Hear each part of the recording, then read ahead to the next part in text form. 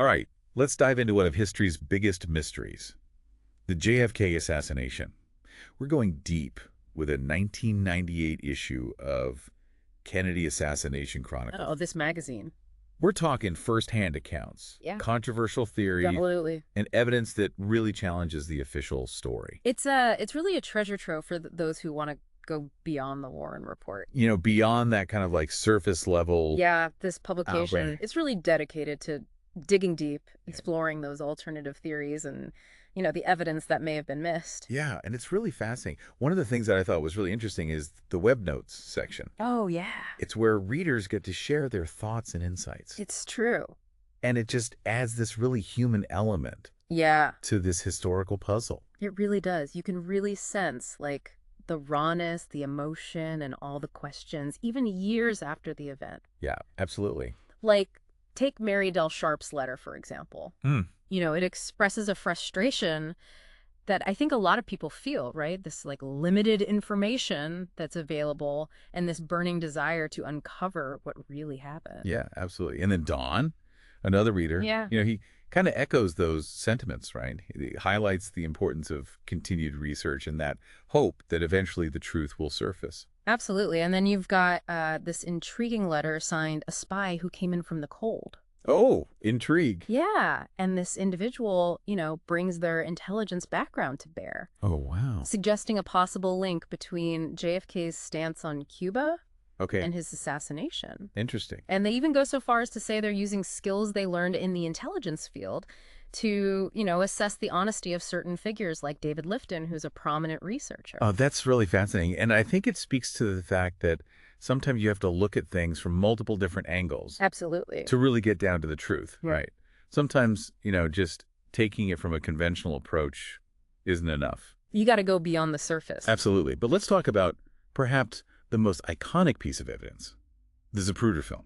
Yeah. So the Zapruder film is both crucial and controversial. It's the only known complete visual record of the assassination, Right. but its authenticity is constantly debated. Oh, wow.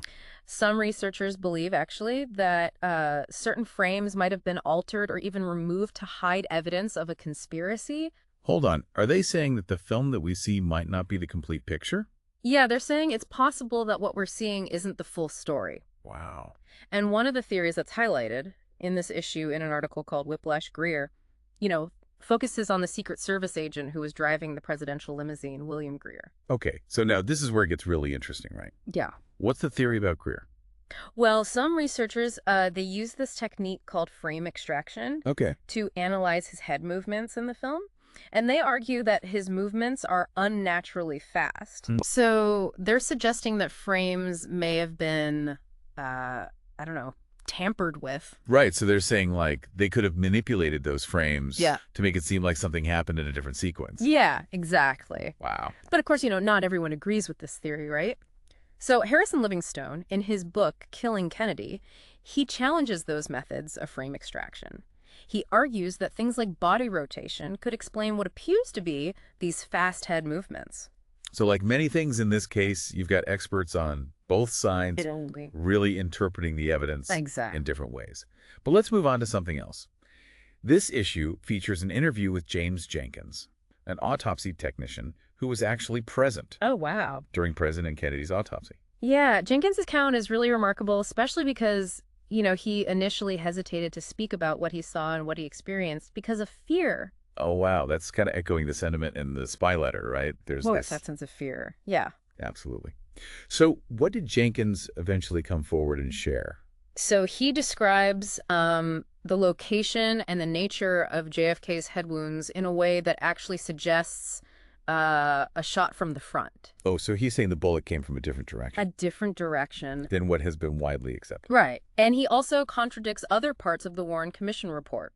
For example, he places the back wound lower than the report indicated. Good. And during the autopsy, when they probed the back wound, it became clear that the object didn't pass entirely through the body, which challenges that single bullet theory that's central to the official narrative. So you've got an eyewitness here, essentially, who's contradicting the official account. Right. Wow. What else did he have to say? Well, he notes that there was a lack of blood in the chest cavity, which he found really unusual given the nature of the wounds. And based on his observations, Jenkins concludes that there must have been two shooters. He even says, quote, "What we saw that night was nothing relating to the final and official pathology report. There was no relation to it." Wow, that's really chilling to hear like a first-hand account clashing with the official record like that. Absolutely. Okay, so we've got these conflicting accounts of the Zapruder film, questions surrounding the autopsy report. Yeah. Where do we go from here? Well, this issue introduces another theory called Okay, the third wound. a third wound. Yeah. This article, written by Millicent Craner, explores the possibility of a previously unacknowledged wound Oh, wow. on President Kennedy, Okay. potentially high in the back of his neck or low in his skull. What evidence is there to support this theory? So, Craner highlights several inconsistencies in witness testimony and the official autopsy report that suggest an additional wound. For example, she points to this amorphous white shape that's seen in some autopsy photographs, which the HSCA dismissed as brain matter, but Craner argues could indicate a wound. Oh, wow. So she's saying that they might have misinterpreted or Yeah. misidentified that. It's possible. Wow. And then she also points out conflicting statements from autopsy doctors about the location of the head entrance wound Okay.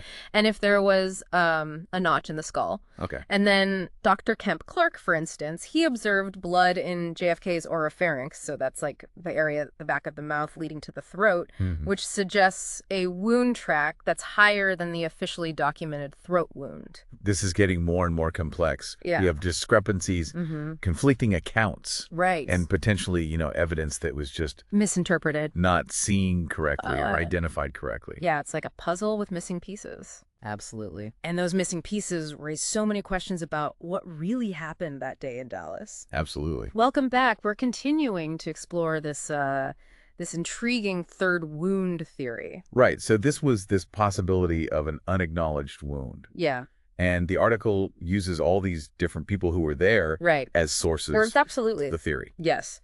And one of the most striking, pieces of testimony in the article is from John Stringer, who was the photographer who documented the autopsy.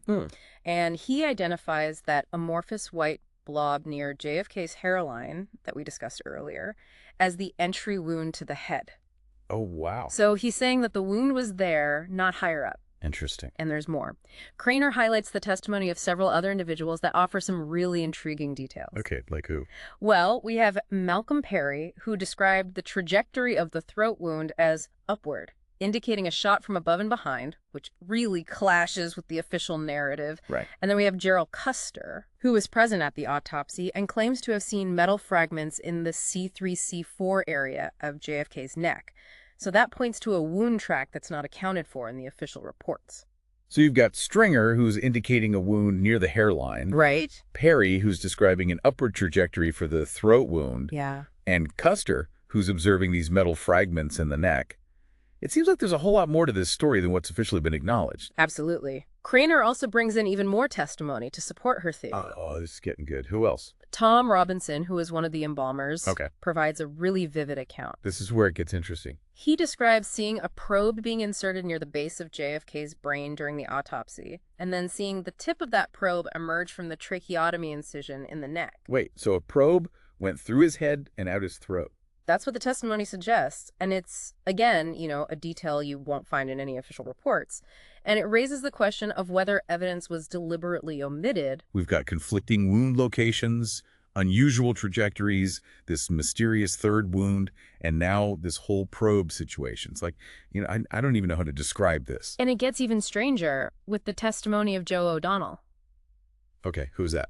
So he was a government photographer who had a close relationship with Robert Knudsen, the White House photographer at the time. Okay. And he claims that Knudsen showed him photos of President Kennedy's body taken shortly after the autopsy. Okay, and what did those show? Well, he describes seeing a gaping wound in the back of JFK's head in one of those photos. He says it was so large you could put your fist through it. A fist-sized wound in the back of the head. That's what he claims to have seen. But here's the strange part. When he saw the photos again later, the wound appeared intact, as if it had been completely restored. So a massive head wound just vanishes from the photographs. Well, he attributed it to, the embalmer's restorative work. but it still raises eyebrows given the severity of the wound he described. Right. It really makes you wonder if something was intentionally covered up. And that's really a key point that the article brings up. Craner actually tackles that in her article, this whole issue of missing or altered evidence. Like what specifically? She mentions missing x-rays, photographs that have seemingly vanished, and even conflicting accounts of what happened to certain body parts, like the brain. That's crazy. It makes you wonder what's reliable, what's real. Right, the lack of transparency fuels that suspicion. Yeah.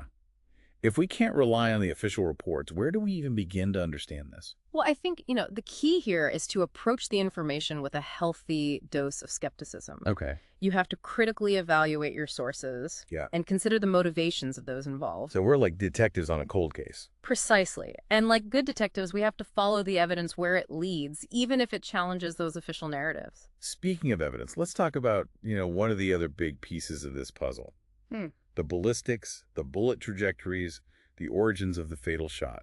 Right. And that brings us to another fascinating article in this issue, Whiplash Greer, a study of frame extraction within the Zapruder film. Wasn't that the article about the Secret Service agent? It is. In the driving. But it goes beyond just analyzing Greer's movements. It delves into the technical aspects of the Zapruder film itself, examining that possibility that frames may have been manipulated. Okay, so tell me more about frame extraction. It involves isolating individual frames from a film and analyzing them in detail. And in this case, they were looking for signs of tampering or inconsistencies that might suggest that the film was altered. Okay, so did they find anything? What did the film reveal? Well, one of the key studies cited in the article is called Bloody Treason, which focused on analyzing Agent Greer's head movements. And what did they find? The authors of Bloody Treason argued that Greer's head movements in certain frames were too fast to be natural, suggesting that frames may have been removed or even duplicated to create the illusion of smoother motion. So this raises the possibility that the film was intentionally edited. That makes sense. Yeah. But wasn't there also, a counter-argument to this theory? You're right.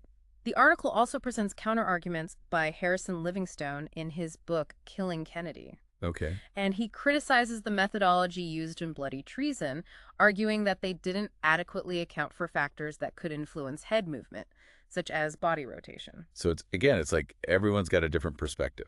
Right, and different pieces of this puzzle. And they're trying to kind of put it all together, but they all have a different lens. It highlights that importance of, really thinking critically. Absolutely. And considering those multiple perspectives. It's not about just blindly accepting one side or the other. You have to carefully weigh the evidence and the arguments. Right. Back to this article about Whiplash Greer. It mentions something about frame extraction maybe being used to combine like a double headshot into one. Right.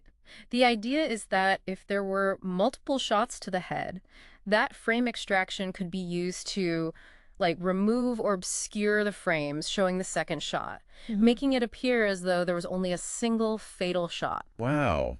So that would drastically change our understanding of what happened. Right. And it's a theory that, some researchers subscribe to. And it underscores why this Zapruder film is so crucial to this case, because it's the only visual record we have. So if it's been tampered with, that has massive implications. Right. If we can't even trust the authenticity of the film, what can we even base our conclusions on? And that brings us to, a really key point, the significance of a potential cover-up. What do you mean by that? Well, if elements within the government or other powerful entities were involved in JFK's assassination, they would have a vested interest in suppressing evidence, manipulating information, controlling the narrative. So a cover-up would explain a lot of the discrepancies that we see. Yeah, would it? The lack of transparency. Right, and it would make sense why we're seeing all of these things. Exactly. Don't seem to add up. And that's why, this deep dive is so intriguing. Yeah. And so important. We're not just exploring historical curiosities here. Right. We're grappling with really fundamental questions. Yeah, about power. Right. Power. Truth. Accountability. Accountability. This issue of Kennedy Assassination Chronicles really acts like a flashlight, shining into all these dark corners of history, illuminating all these aspects of this event that have been shrouded in mystery and speculation. And while we might not have all the answers, examining the evidence, considering these different perspectives, it allows us to get closer to the truth. It's a process of discovery. And that's what makes it so fascinating. It's like we're putting together this complex jigsaw puzzle, And each new piece of evidence, brings us closer to completing the picture. Absolutely. This deep dive has been quite a journey. Oh, it really has. We've uncovered, conflicting accounts, missing evidence, Absolutely. theories that really challenge the official narrative of this event. Right. And it's clear that there are still so many unanswered questions surrounding this, pivotal moment in history. I agree. This issue of Kennedy Assassination Chronicles has really given us so much to think about. Yeah, it really has. It forces us to kind of rethink, Right. what we thought we knew about that day in Dallas. Yeah, absolutely. Let's go back to the medical evidence presented in this issue, and in particular that interview with James Jenkins, Right. the autopsy technician. His firsthand account was really eye-opening. Yeah, it really was. His testimony was so crucial because it directly challenges, key aspects of the official narrative. Remember, he placed the back wound lower than the Warren Commission report indicated, and he observed that the wound didn't fully penetrate the body, Right. which contradicts the single bullet theory. Which is huge. Yeah, and he also found that lack of blood in the chest cavity to be unusual.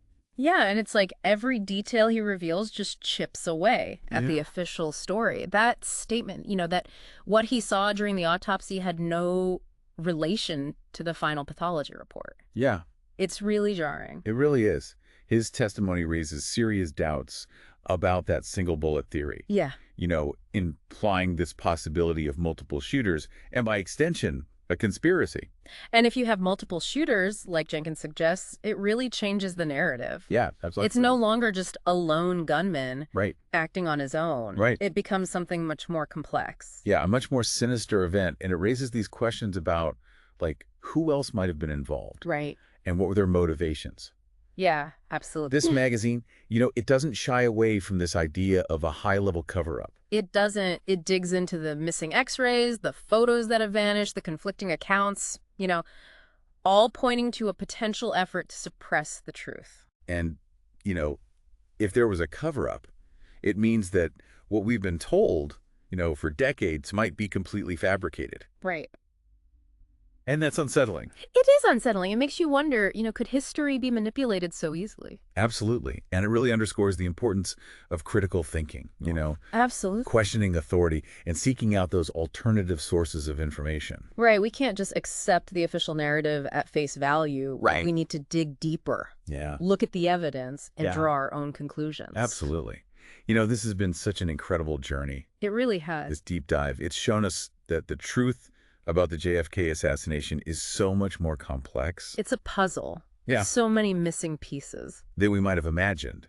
But it's also really ignited this curiosity, Absolutely. a desire to learn more. Yeah, and I think that's the most valuable takeaway from this. Absolutely. That the search for truth is ongoing, and it requires us to be open to new information, to challenge our assumptions, Yes. and never stop asking questions. Absolutely. And for our listeners who want to delve even deeper, into this, we really encourage you to explore some of the resources that were mentioned in this issue Oh, yeah. of Kennedy Assassination Chronicles. Absolutely. The truth might be out there. Right, but we have to keep searching for it. Yeah, absolutely. History is not set in stone. Yeah. It's constantly being reshaped and reinterpreted as new evidence comes to light. Absolutely. And the JFK assassination is a prime example of this.